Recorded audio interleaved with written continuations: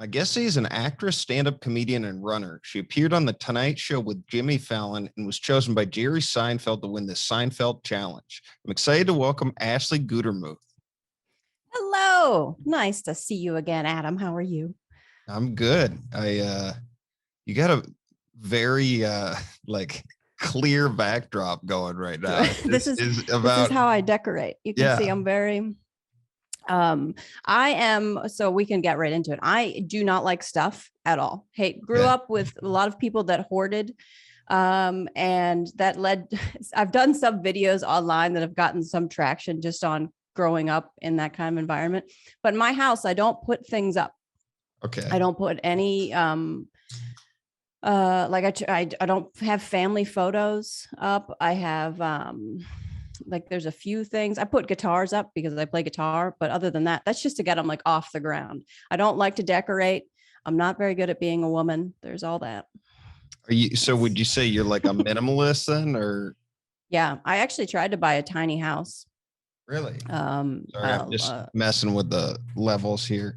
No, it's all right. If there's a humming in the background, it's my wonderful neighbors upstairs vacuuming or running the washing machine. So I apologize ahead of time to anyone listening or watching, but it's like background music. Yeah, do you hear it on your end? When you talk, there's a slight hum that appears, and I wonder if it doesn't pick it up unless you're talking. Like that's when the microphone turns. Yeah. Just if I can just keep talking, then you start hearing it. Yeah, this will just be me. I'll be you during this whole podcast. I'll ask myself questions as Adam. But I think it's fine. Don't stress about it. Sounds good. So you bought or you were gonna get a tiny house? Yes, attempted to buy a tiny house, paid a lot of money for a tiny house. This was years ago. And back when the craze, it just kind of became like a big deal. And I thought that would be really nice to get rid of all of my possessions and live in, I don't know, what is it, like 100 square feet. And I'd also never pulled a trailer before, which is what a lot of those are. They're on trailers. Mm-hmm. So we paid for it and never got it. So I don't know. What's the most money that somebody's ever taken from you? I don't know if I want to say on here, but more than I was happy about. More than, thousands and thousands of dollars. Never got it back. Really? Yeah. So you got like conned by a tiny house artist? Big time. Lots of people did. And I found that out after sending the money. Oddly enough, he did send some of the money back. Like he sent little bits. He would be like, I'll send you $500 a month. And you're like, but why? You didn't even build it. So yeah, that was a whole mess. Faith gesture. Yeah, it's a real lesson in, like, you know how you have things in your life that you can let go of and move on from, and you're like, okay, this was a big deal and I need to just let it go. I don't think that's ever going to happen for me with this. Those are like expensive. Yeah. Was it, can I ask the range of what those go for? So I did not receive back $9,000. Damn. Yeah. That's actually more than that. Yeah. So it was a big wipeout of savings. So that was nice. It's a good surprise when you think it's going to be delivered and then it's not. Really makes it hard to watch like tiny house things on TV. You're like, okay, all right. Yeah. You know what? I'm going to go buy a mansion. That's what I'm going to do. I'm going to fill it with tiny houses. When I asked about your lack of decoration behind you, I did not expect to find a tiny house con artist story, but that's wild. It goes deep. Yeah. So you kind of go through, when you go through that kind of amount of money, you start to contact like you'll try to find a lawyer or an attorney general or things like that. And I contacted the attorney general of the particular state where this person was in, and they were like, oh, that person. Yeah, we know about that. That's bad. I was like, what? It is. Can you help? Yeah. It is. Thanks. It is bad. But then that was it. They were just like, guess what? We're done. Yeah. So it's, I don't know how, when it's person to person, like you would think that even with like certain amounts of money, there's like, because I had a motorcycle stolen.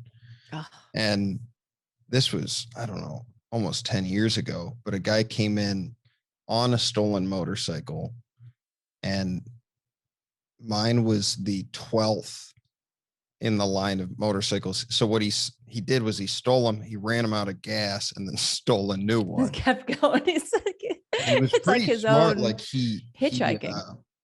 he punched out the ignition, and he had a Uh-huh. switch and hot wired the switch. So there was literally like a video of him.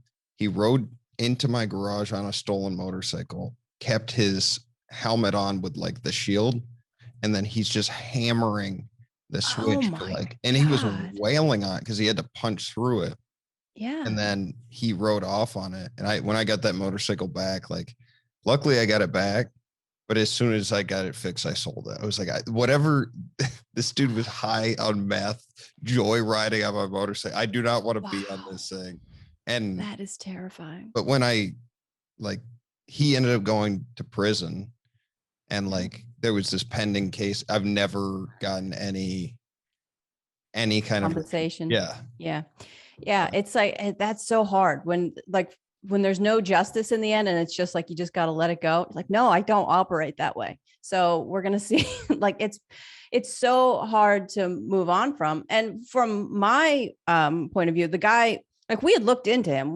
There was other people that had bought houses from him that, and there were other people that afterwards I found out online had went through the same thing, but he didn't have enough money for the materials. So he would take, I assume this is what he was doing, take the money and then use it to buy or to build somebody else's. Yeah, just a Ponzi scheme. Yeah. And so never quite worked out. But it was funny because for years he would text me and be like, yeah, I'm gonna send you that money. I'm like, why? This is what I don't get about people. Like, if you're going to do that to someone, just then you'd think you would hide. You wouldn't then keep contacting them, but to just be like, here I am, just reaching out, just be like, rub it in your face. I got your money. That's crazy. Yes. Just what a mess. Well, before What we a dig into mess. stuff though a little bit, I just want to say, if anyone's watching us on YouTube, if you can hit that like button or subscribe button and hit the notifications bell in the top right corner just so you find out about our upcoming content. We release content every Monday on this page, and liking and subscribing to the channel help us quite a bit with hitting the discover page. So if you can do that, really appreciate it. But so we met out here in Seattle. And Yeah. when did you move to New York? Because you were doing comedy out here, and then the pandemic hit, and I moved during the pandemic. I moved out here. I like that So 2 years is just like a blur. So just I know. mid-pandemic. So fast. Yeah. It was like November of 2020. I moved out here. And what drove the why'd you pick New York? Comedy. It's just, you go to New York, you go to Los Angeles, and we moved out here. This was the closest place. I'm in New Jersey. Mhm. So that was the closest place that my husband could get for work. So that's what we he's in still the Air Force. Okay, Air Force. Yeah. And I want to ask about that a little bit later, because it's the Army wife, or I guess Air Force wife stuff is definitely interesting. But like, how has New York been so far? It's sort of, for anybody that doesn't know, New York's known for like being a great stand-up scene, but hard to break into. Oh, I love it. I think it's fantastic. I grew up in Pittsburgh, grew up on the East Coast, and living in the Seattle area was my first time out west living there. So there was like a whole transition. We had moved a bunch of times on the East Coast, but that was the first out west. And so doing stand-up in Seattle, and then I came and I did an open mic fairly quickly when I moved here. I think I did one in New Jersey, and it was so funny because it was like it was so opposite of what stand-up was in Seattle. In New Jersey, it was what you think, I don't know, was like a stereotype of New Jersey. Like there was a lot of yelling. There was I was the only woman. There was like 17 guys, and they were all talking about like just things that would get you banned from every room in Seattle. Yeah. Just one after another after another. And I was just like, oh my goodness, everything has changed. And so it was just so eye-opening. But New York is so cool because there's so many different things. There's so many people that pop in. What I was at a Broadway comedy club, which is awesome. Yeah. And we were about to start the show, and they were like, oh, Cuba Gooding Jr. is going to come. And we were like, okay. And then we were all trying to like figure out like, well, all right, what is that? What happens? Because they were like, he's going to bring a bunch of people.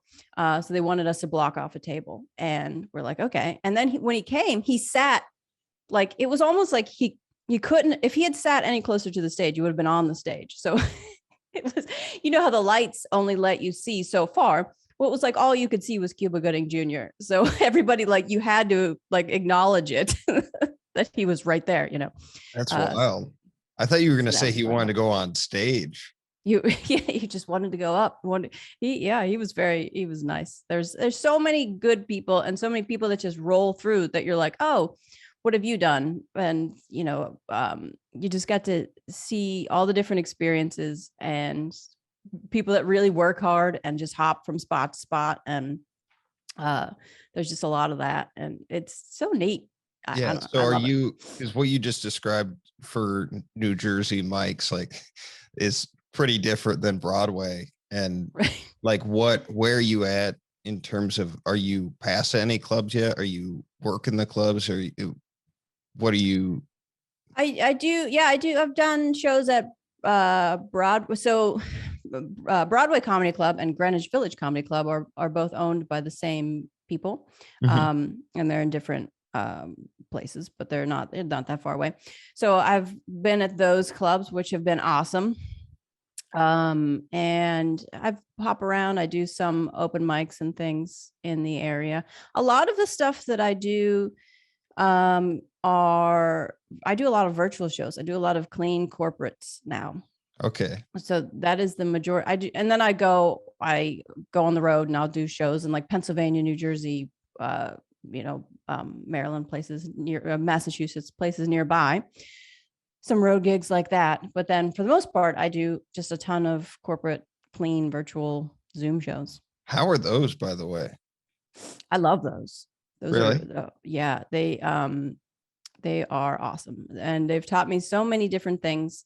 You know, like at the beginning of the pandemic, none of us knew what Zoom was. Now we all know, right? But I sort of tried to scramble fast to think, okay, I was going out every night as many times as I possibly could. And now what am I going to do? And at the time, so my husband was deployed during the through the whole beginning half of the pandemic, he was gone. So, and I was coming back from a show and got nailed on I-5 by another car and ended up with a traumatic brain injury from it. So he's deployed. I got a TBI and all these body injuries. My brain's pudding. And then we have the pandemic. That all happened. I didn't even know that. I'm sorry. No, it's fine. I just have no memory anymore. It's all gone. This is the second person in a short period of time I've had on with a traumatic brain injury too. I'm like, I don't know. I'm like, this might be foreshadowing something for me, but it's coming for you. You gotta wear a helmet. So that was a whole mess. But just having all that stuff converge at once. So trying to keep, moving forward and not lose, as a comedian, when you don't perform for like, I don't know, 5 minutes, you're like, oh, my skills are deteriorating. What's happening? Yeah. So just trying to keep that going. Anyway, so I tried to adapt really quickly, and I, tried to figure out lighting and microphones and ways to have all that work. And then I don't, just in general, I don't really swear.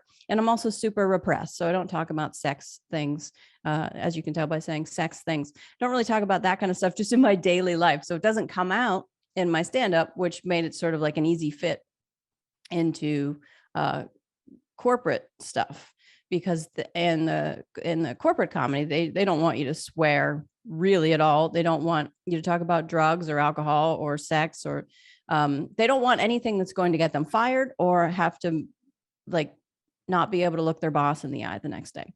Yeah. Which is, I find interesting because like it's literally the opposite of how I am on stage. Yeah. Like I struggle with this sometimes where people are like, oh, like you got to be clean or whatever. And I like what you said about it's who you are.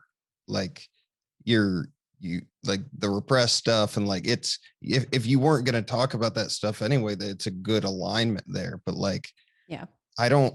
if you were like on a dirty show and trying to be dirty, it wouldn't be you. Right.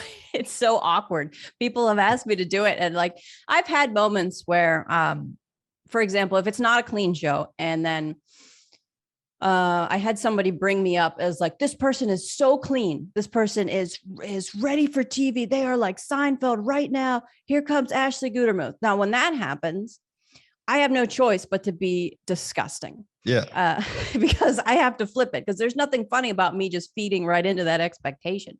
So, for sure. and in that case, like I will say something gross and then go into it. But the corporate stuff, it's funny because sometimes you'll have, like, you usually meet with them ahead of time. You'll meet with the companies and they'll say something like, hey, we really want, you'll say, all right, can you tell me like on what level do you want Disney clean or do you want like PG-13? Because no company really wants R rated, but occasionally you'll get somebody that's just like, oh, our company is, we can take it all.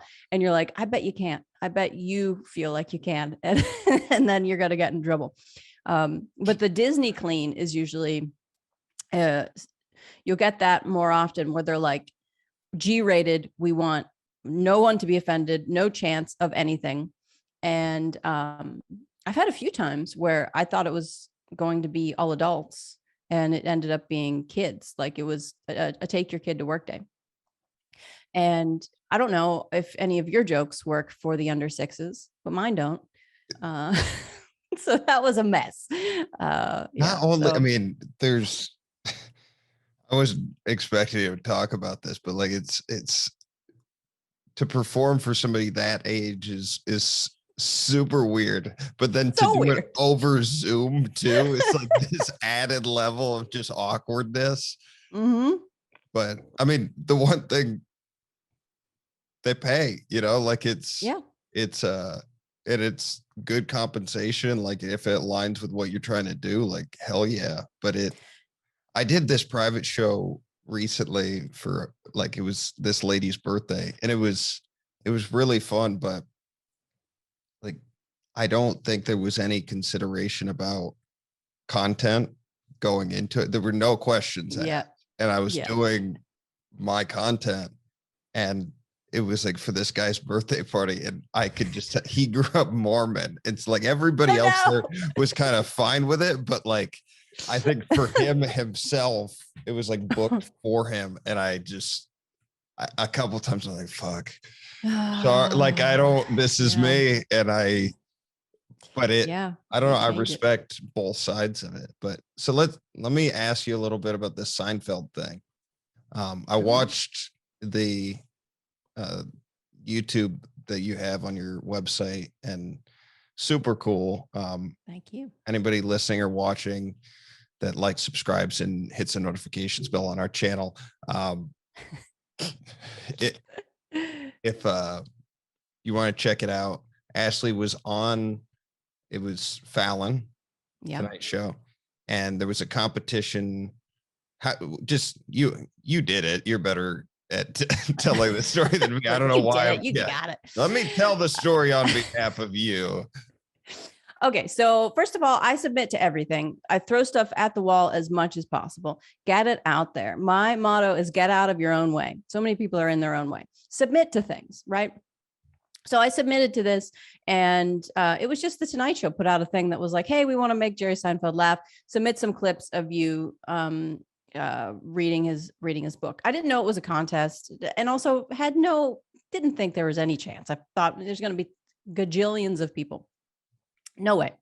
And then You forgot all were about it. in New Jersey at the time, though, right? Yes. Because there was Yeah. another person from Issaquah, Washington, and I Yes. was like, oh, that's a weird coincidence. So Yeah. Yeah, there were three of us in the end. And so yeah, I submitted it. And then I don't know, it was like 2 weeks later, I got an email from one of the people at the Tonight Show. And they were like, just to let you know, you've made another round of this. And I was like, okay, I didn't even know there was rounds, and they asked me to sign a release. And I was like, okay, sounds great. Still like, okay, no chance. This is ridiculous. And then didn't hear anything. And I knew that they pre-record it was on Thanksgiving. They pre-record Thanksgiving. They were having Jerry Seinfeld on. And I thought, I don't think this is going to happen, but just in case, I'm going to buy a Hulu subscription just so I can watch live TV. So I had to buy TV because I only do like YouTube and I don't have any cable or anything like that. I was like, I'll just put it on and we'll see if we can watch the live thing. I'm feeling like an idiot, paying the money. This is not going to happen. And then my husband was in bed because he had to get up early for work the next day. And I was like, if you want to wake up just in case, I was like, you don't have to, you can, maybe. So then we went and we were watching it and it's funny because the whole episode, I remember they talked to Seinfeld for so long and I was like, maybe they just aren't doing this anymore. And then they were like, okay. And then after the break, we're going to do the segment. And then Jimmy Fallon said, okay, first up from Wrightstown, New Jersey. And I was like, oh, and then I froze. So something that I do that goes back to, first of all, I don't handle emotions very well. I'm sort of like a robot. So I hunkered down and I just like stared and I was like, what's happening? And I played baseball a lot as a kid. So I played shortstop, batted fourth on all boys teams. I loved it. I loved playing baseball. When I would hit a home run, I remember this to this day. I ran the bases, everything was silent. And I just remember like everything would be blocked out. Couldn't hear anything. And it was the same thing then. And I was just like, oh, this is a flashback. And my husband is just like, yeah. And I was just like, all right, let's calm down. This might not be real. So question though, was the recording that they played, was that your audition tape? It was the same. That was just what I submitted. They didn't have you like no. do it once you pass through those rounds. Yeah, no, okay. Just so that was it. It was how like, long we got had it been between when you submitted to when you were on a couple weeks? Okay, so it wasn't like you had forgotten about the tape or something. Well, I didn't. I went back and rewatched it because I was like, what did I even do? And so I did it in a way that I thought would be smart. So what makes sense? They're on a late night talk show. Go through Jerry's book and try to find something that has to do with TV or late night TV. And then he's got a joke based on that. And is it a short joke? Because, it's on prime time. It's on the Tonight Show. They're not going to play a joke that's a minute and a half long. So it's got to be short, make it something that they can talk about. You always have to, I always approach things that way. What is, can somebody talk and have a discussion about what I'm saying? Yeah. And they were able to, they immediately were like, oh, it's about late night hosts. Cool. That fits into the theme. So yeah, then he genuinely liked it a lot. Like it, I mean, obviously to move forward here, like you won. Yeah. And which I didn't know it was a contest until the end of that moment. Really? Yeah. So we were sitting on the couch and then I just figured, okay, this is all over and done with. Like, that's great. They played my clip. And then Jimmy Fallon was like, okay, now you have to pick a winner. And I was like, a winner for what? And then they bring my face back up and I was like, oh, what is happening? And then, so then Jerry said, Ashley Gutermuth is my winner. She did, the joke's not funny, but she made it funny, which is, he knows what he's doing by saying those like nice things like that. It was so nice. Jimmy Fallon was nice. And then immediately Jerry Seinfeld tweeted saying that I did his joke better than he ever did. And then put my name in it And then that went crazy, on Twitter, which still to this day, I will get daily messages on Twitter from like people trying to get money from Jerry Seinfeld, or people just trying to like scam him in some way or to be rude to him, which I'm just like, why are we doing this? That's wild. Yeah. What did it mean to have someone like Seinfeld do that though? Because I mean, he's a legend. Cool. And are you like a hardcore Seinfeld fan, or was it? Oh, yeah, certainly now. Yeah. Really liked Seinfeld. He was the first album that I listened to when I was like 9, and repeatedly to the point where, obsessively listened to all the words. And I remember, so he had the CD came out, but then also he put it out on like a special, and it's different. The special is different than the CD. And I remember watching that being like, that joke, why is that joke different than here? Just being able to, just listening to it too much, I obsess. So yeah, that was just so neat. And then I got out of that an IMDb page, which says Ashley Gutermuth is an actress best known for The Tonight Show. You go, is she? I thought she was best known for having weird hair, but yeah, that's crazy, it was super cool. Yeah. So have you gotten any like subsequent work as a result? Well, yeah. That's how I'm introduced on everything, and on all the corporate shows and things like that. They're like, oh, this is really neat. But yeah, shortly after, I had people that wanted to interview me and things like that, which was really neat. But a lot of it is, yeah, that's really cool. What's the next thing? All right, because it's like it all lasts a moment. Into entertainment. Yeah, it is. It's just a moment. Oh, that's really cool. Okay, but what have you done today? What was really neat about that was the amount of people that were just watching the show, and then we're like, who? Ashley? What do you? And they were like, why are you on my TV? People that weren't comedians, that were just like military people, that were texting me like, you were just on my TV. What happened? What is this? So did that was see like amazing. Huge bump in social media too? Yeah. So around that time, I definitely, it's funny because I would get messages from people that were like, get ready for the followers. And you're like, okay, all right, I'm ready. Come on, come on board.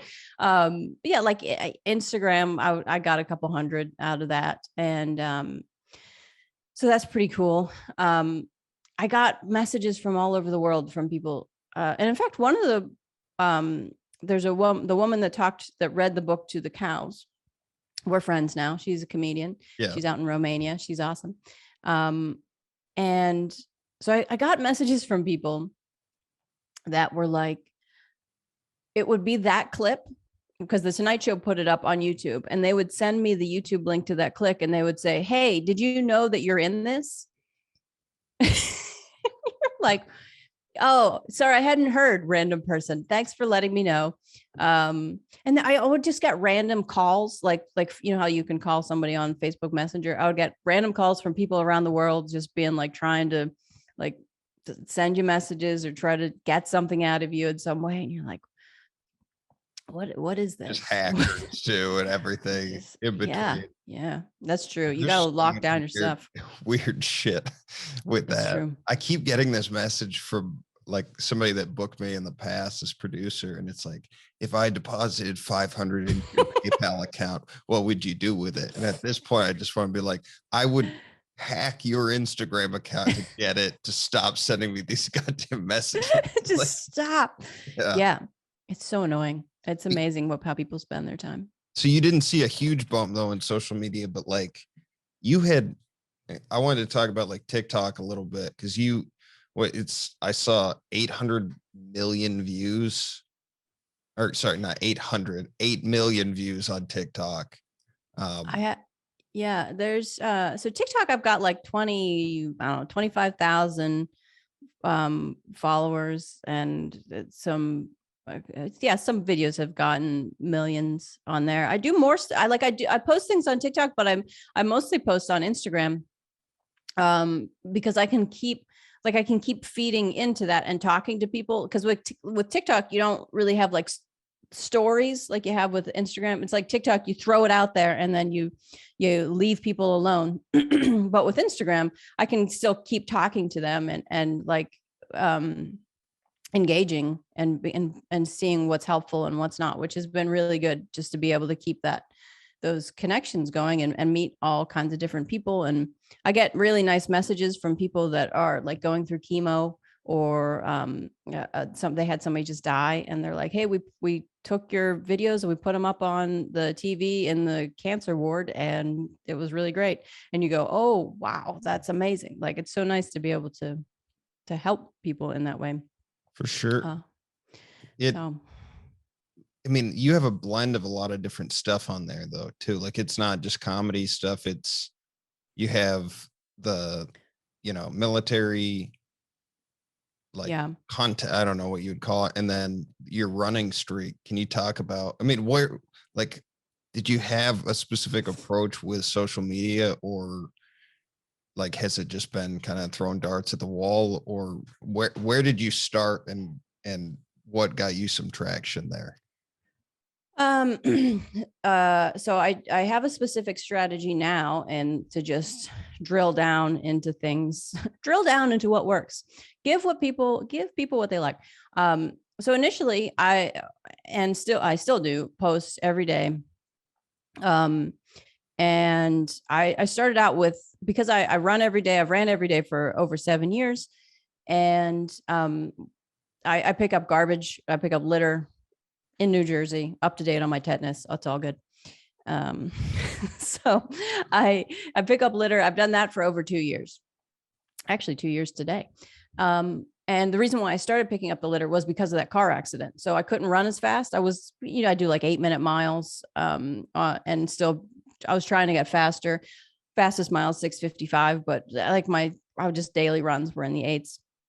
But then I got that car accident and my brain was all pudding. And they were like, you have a concussion and you could have brain fluid leaking, so you can't jiggle your brain. They said, but you're going to be really sore, so you need to keep moving. So they said, as long as I wasn't, like passing out, I could still run. So I had to really slow down. And I thought, well, now's a good time to start picking up garbage. So started picking up the trash and being a part of that. And I would post what weird trash I found. And there's been a lot of weird stuff along the way. And then that just sort of evolved into, okay, how can I make this more about comedy? And I'm always trying to find like the authentic, how can I be me the most in every moment, right? So that's me using social media to drill down into that. And so I see a lot of like comedians, especially, that only post about like comedy, or they'll be like in jokes about comedy. And I'm like, well, okay, that's great. If your audience is going to be comedians, they're not coming to your shows. They're or like when people just post posters of where they're going to be next, that works in a sense for the people that already like you, but it doesn't help you to reach anybody new. Yeah. And I do a video a day. I transitioned away from my main post being about running, and I was trying to do a mix of like, make it funny, make it about the running, make it about the environment piece. But I started pushing that up into my stories and just started making whatever I could think was funny and like, getting out of my own way sort of deal. And I find, the videos that take you the least amount of time, those are the ones that do the best. I have a video that has 12 million plus views on Instagram that took me about 3 minutes, and it made so many people angry, which is what you have to do. It taught me so much in such a quick amount of time. You don't want everybody to like you. You don't want the people that you don't agree with to like you. If you're making everybody happy, there's no point. So that particular video is I'm pretending to be on the phone calling my husband, saying, we're having a baby. I'm 3 months along. And he's saying, oh, I'm deployed. I've been gone for 5 months. And so the insinuation is I've been sleeping around. And so many people got so mad about cheating videos, which teaches you to make cheating videos because it's going to get them spun up. It gets them emotional about it, and they can break through themselves and get out of their own heads. There's really, there's a lot of people that obviously got the joke and thought it was funny, but then every once in a while you get these just maniacs that it's just like, you're disgusting. How could you? And so that led to me writing this caption that was like, for everyone that is worried about this imaginary couple and their imaginary baby, Rebecca and Steve are fine. They moved to San Antonio. I created this whole backstory, which then brought more people in, and people liked. So yeah, you have to do things that you think are funny, that like have a little bit, for me anyway, it's got to have a little bit of troublemaking in it. I'm always a bit of a troublemaker. If you look at all my videos, a lot of them are me giving advice to new military spouses, and it's all bad advice. It's not advice you should do. It's all terrible.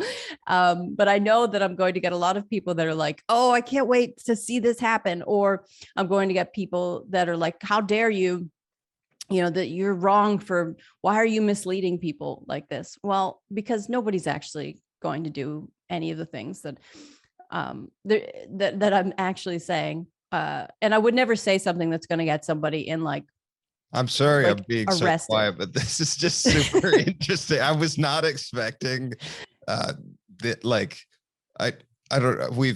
I didn't dive into all those videos. I saw some of what you were talking about, but like, it makes so much sense. Like from like Jerry Springer, those daytime shows, like controversy sells in the news. Controversy sells.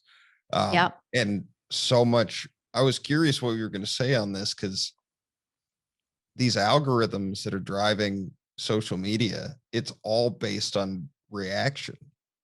So the more people react to something, the more it gets pushed. Like your shit will just get into a black hole if people aren't interacting with it, which is kind of like socially, it's not good. It's a terrible idea. Yeah, it's real bad. And the algorithms specifically push things that are controversial, like on purpose. Like they see, okay, this is where this fits, and then they shove it in there, which is why you have to be responsible about it. Like, that's what I'm saying. I would never, like, there's certain at all. No. Oh yeah, I have, because Facebook flagged me once for my run streak because they said I was running naked. Wasn't running naked. No, way too repressed to run naked. But it was just the word streak, so they flagged it. Oh wow. But yeah, not my stuff is not. It's not. It's more. It drives people's emotions in a way. I'm trying to think of an example. Like we had the cheating video, or I did another video that did well, where I was comparing the Army to the Air Force. So Army deployments versus Air Force deployments. And an Air Force deployment is typically 4 to 6 months. Some are longer, obviously. But an Army deployment is, they can be gone for like 18 months, 12 months. You don't really have a whole lot of contact. People, submariners, people on submarines, oh my goodness, Navy submarine spouses don't talk. There's no internet on the submarines. They might get mail occasionally, but very rarely. They'll go months without talking to their spouses at all. So from my perspective, where my husband deployed for 7 months, I was still able to talk to him. He wore, a flak vest and a helmet, but he still, he wasn't in a place that was terribly dangerous. You kind of just stop watching the news and try not to worry about it too much.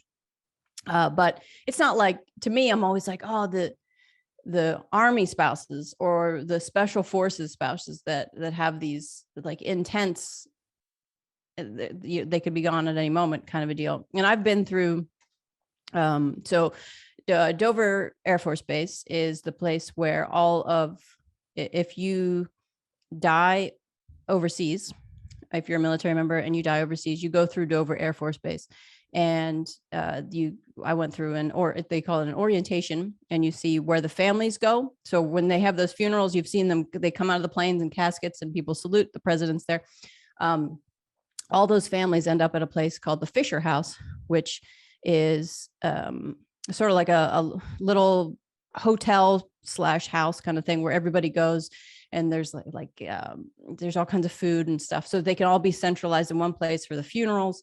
And it's just horrendous. I met the makeup artists and the people that work on the effects and things, and you can't, like, you see those things, and people, like, you have friends that whose spouses have passed away, and there's all these kinds of like dark sides and sadness when it comes to like a military life. But then there's also all kinds of like exciting things and happy things and things that you can that are so much more different than what other people get to experience, which is really cool to me. So it's just being able to go through that and try to meld them all together and try to have these other people, including non-military people, which also watch my videos, to be able to sort of see that there's all different sides and things that we need help with. So that's another big part of it, is trying to find like mental health resources. Or right now, I learned yesterday, so just by asking the question to the people on Instagram, what are things that are hard for you as a military spouse? Well, found out that TRICARE, which is the insurance that is given to military members, paid for, all that stuff. That's the kind that they use. It doesn't cover IVF. So there's tons of, and apparently also other businesses, other companies' insurances don't cover it as well. But it was, is that your puppy? Be quiet. It's I'm like dog sitting, and every once in a while he's just like, hey, come here. Like, I hate the military. Yeah. You said IVF. He's like, fuck that. Like, no. Yeah. So I learned all about that. And so from that, I was able to go, okay, let's try to find resources. And then you can funnel that back in to try to help people to be able to cope with stuff. The thing about being in the military, right, is you typically move every 2 to 3 years, which means that you're moving so much that you have no family around, you have no friends, you end up being isolated. And so just the ability to have resources becomes very difficult. So trying to use the group of people to help one another. Yeah. So with that though, like, I assume like the cheating stuff, that's probably like one common like gossipy type thing associated with being a military wife. Like, yeah, are there any misconceptions or things that like you've had to like educate people on around that? Not like the cheating stuff, but just like that lifestyle. Generally. And because I didn't realize there were like so many separations between like submarine and Air Force and Army. Like those are big differences, but like, are there common things that people are asking you about with that lifestyle? Yeah. So a lot of the things that people say are like, you signed up. Like if you're like, oh, I'm sad my husband's gone, they'll be like, well, you signed up for this. So, and you're like, oh, wow, you're a jerk. Okay. So you get that a lot, or you get it's really, so military spouses are very underemployed. In that there's tons of lawyers that are military spouses that can't get work because you move every 2 years, then you have to go through your licensing, or teachers, nurses, and it becomes impossible to keep working. So you either stay where you live and then your spouse moves, and they call it geo-batching, where you kind of like you would stay living in one place, and then you would occasionally see your husband or wife, or you would do visits. And some families do that for years. But it's so hard to deal with that. So that's sort of, I feel like it's not really a misconception. I feel like it's just something people don't know. People think that, oh, military spouses, it's all 1950s. All they want to do is have kids. And there's definitely some of those families where it's They homeschool. They've got 9 kids. They don't want anything else, and good for them. But then there's definitely the opposite, where it's like, no, I really want to work. I want to have a life. I don't want any of this stuff. Well, you have very like full life. Are there aspects of it that you kind of like? Because I assume like if you have a partnership with someone and they're not there as much, it gives you the opportunity to pursue things when they're not there, kind of shameless, or not shame, like shamelessly. Yeah, whatever. Yeah, it sounds worse, but without feeling guilty. Yeah. So that is a part of it, because I have to travel so much for comedy. So yeah, that's true. So certain things are difficult, when the military can just say, okay, tomorrow you're going to go away for a bit. You're gonna disappear, and we can't really talk about it. So that happens to families, and when you have that kind of lifestyle, especially if you have kids, it becomes so much harder, because you can't just drop everything. You have to if you can't have a support network because your family's not around, then you have to try to build one, or you just don't work and you stay home.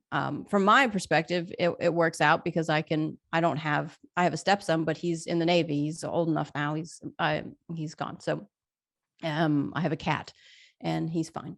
But so a lot of it is just trying to make it all work. I love being a military spouse. I think that it's awesome, but I'm also definitely not traditional at all. I have caused trouble over the years in a wide variety of ways, just by being me, because I don't fit into the mold of how so? Whatever. I try to arm wrestle colonels, which is fun. I have had like moms that I remember being cornered once at the commissary, and the commissary is a grocery store on military bases. Because military bases, they're like little cities. We have a movie theater, we have bowling alleys, we have a golf course, we have a grocery store. And I remember she cornered me at the grocery store, and she said, "Hey, you don't have any kids. You need to watch mine." And I was like, "What?" Like, what do you mean I need to? She was like, "Yes, we need your help. You need to come help, because what else are you doing?" And I remember being like, wow, the energy that this lady has, like, where do you come from? There's a lot of like, especially when you don't have kids on a military base, it's like, it's very hard to make friends, because that's how you connect. Mm-hmm. But yeah, it's what else have I done? I'm just all in all inappropriate. I get bored, at very formal functions. There's a thing called the Air Force song. All military branches have a song. They love a good bit of music. And at the end I go to a lot of formal ceremonies.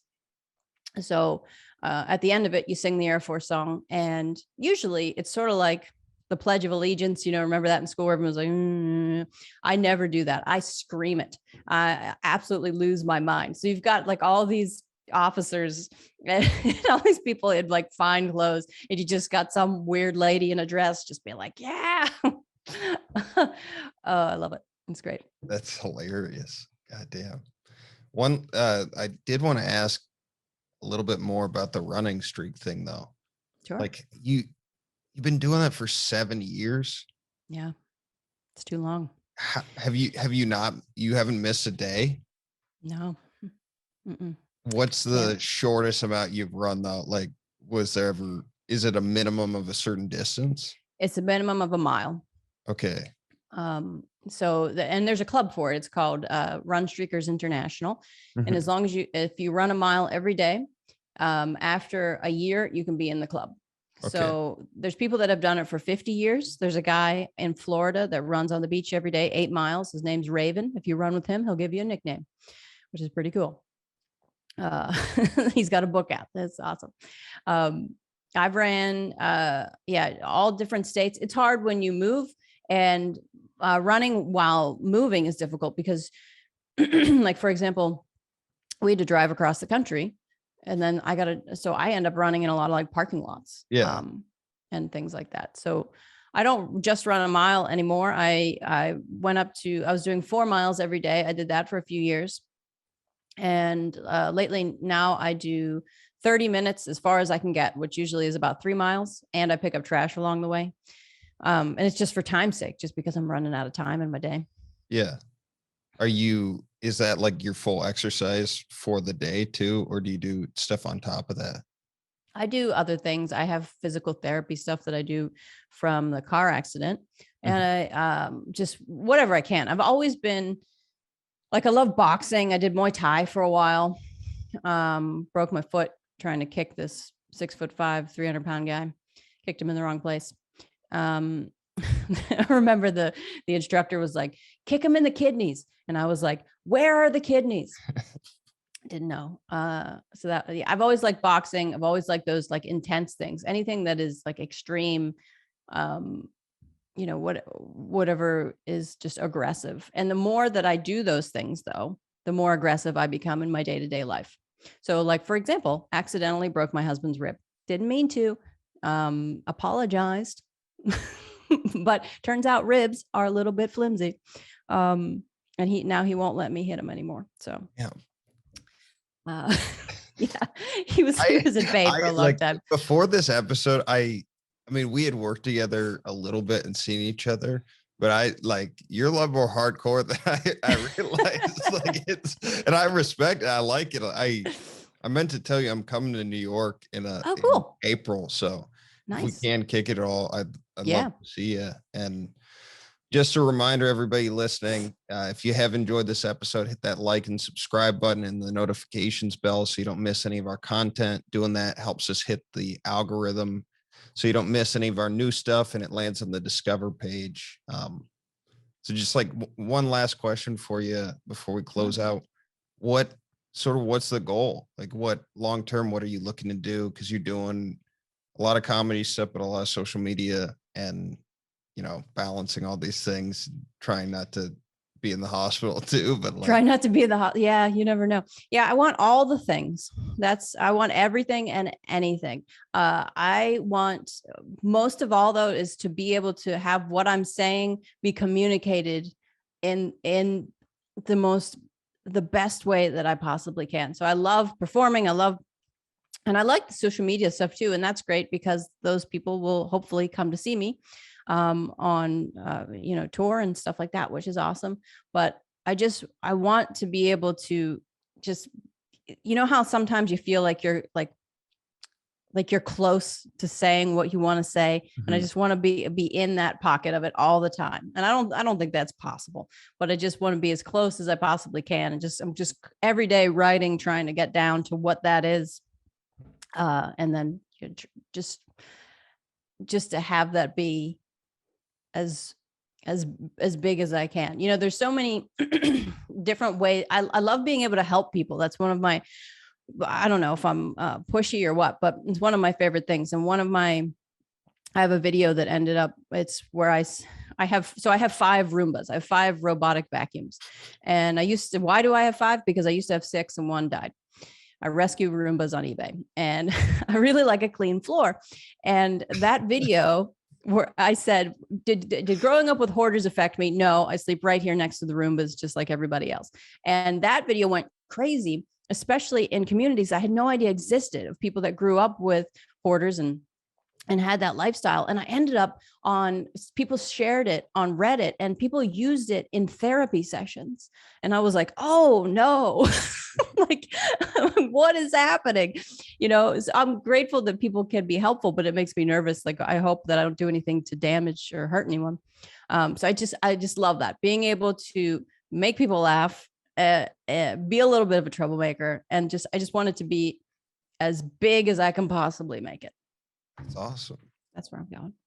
I appreciate your time today. Thank you for coming on. And it's like good to see you. And hopefully we can hang out a little bit when I come out your way. Before you go, do you have anything you can plug just so anyone listening or watching this can check out more of your stuff? I would love it if you would follow me anywhere and everywhere on @Ash Gutermuth. I even have a Pinterest page. I am pushing it out there, or my website, ashleygutermuth.com, which is where I put a lot of stuff on there too. So yeah, come on board, team. For sure. Thanks for coming on. Thanks everybody for listening. If you enjoyed listening to this episode, please make sure to rate and review us. If you're watching us on YouTube, hit the notifications bell so you don't miss our upcoming content. And as always, follow us on Instagram @FNFpod. We're going to leave you with Jaga. I just make the waves, I don't write them. I can hear the lyrics in my spirit as I write them. Why you wanna walk and talk just like them? I can't get caught up in all the hype and the excitement. I just make the waves, I don't write them. I can hear the lyrics in my spirit as I write them. Why you wanna walk and talk just like them? I can't get caught up in all the hype and the